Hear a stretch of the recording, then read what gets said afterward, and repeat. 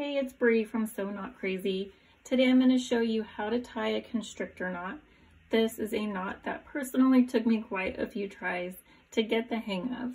But not only am I going to teach you how to tie it, I'm going to show you how you can tie one constrictor knot on each end of your macrame wall hanging using one piece of macrame cord, keeping the longer pieces on the back side so that your wall hanging hangs closer to the wall. This is great for a maybe larger wall hanging that's heavier. This is a super secure knot, so it won't come undone and have your piece crashing down. That would be bad. So we're going to have our longer piece up here at the top and a shorter piece down here at the bottom. And what we're going to do is wrap that shorter piece around whatever you have your macrame piece on. And you're going to create an X. Now we want this piece here on the bottom to be long enough to wrap around again, and you're going to put it under the X that you created.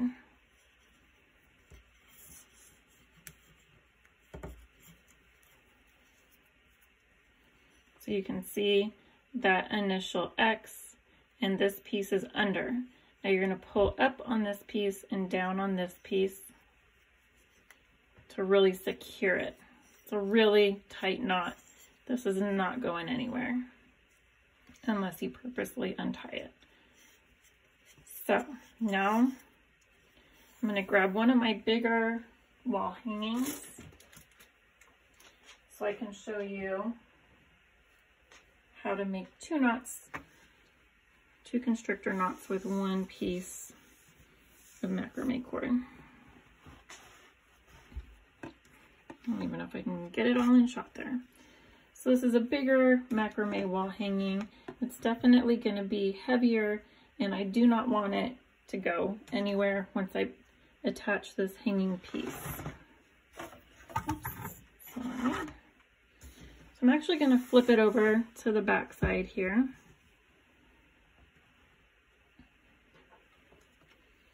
And with this longer piece of macrame cord, I'm going to do just what I showed you. Let's scooch this over. So the shorter end is down here, the longer end is up at the top. We're going to wrap the shorter end around until we have that X. Then wrap the shorter end around again to put it under this X.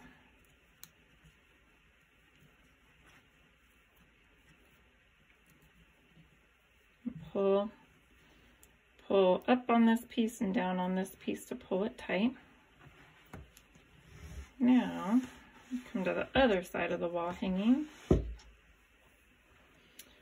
And with this piece up here, you want to make sure that you have it to where you want it to be. Like imagine your nail in the wall up here. So make sure it's that length that you want it to be when you're going to hang it. So still with that same piece. Now this is the shorter end. You're going to wrap it around again. Hold on a little, not right. Wrap it around again to create that X. Wrap the end around again. Put it under the X.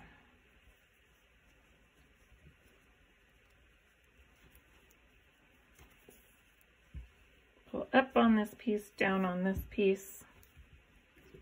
Those are not going anywhere, but just to be sure, sorry I keep hitting the camera there. I do like to add either a dab of E6000 glue or hot glue right to this part because we are going to be trimming this cord. So right to this end here where we're going to be trimming just to make sure it's extra secure. And then I do let that dry a little bit before I trim it.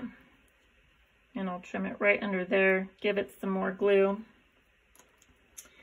And what's cool too on the front side here is that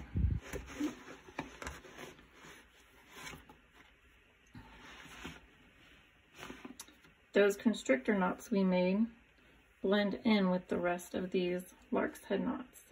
So see how this, I'm just going to raise this a little bit. See how this piece, that's what we're going to be hanging on the wall. And the longer pieces, like I said, are on the back. If you do the constrictor knot on the front side here, then these are going to be kind of on the front and probably make it like tilt a little bit, lean at kind of a weird angle. So that's why it's important to have the constrictor knot on the back of the wall hanging so that it's kind of more snug against the wall with these longer pieces on the back side. So that's it for today's tutorial. I hope you found this helpful. Please take a picture of your finished project that you're using the constrictor knots on, share it on Instagram, and tag me at So Not Crazy.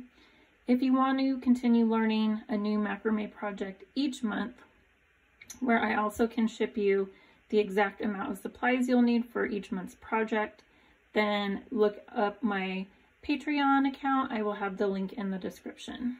See you later.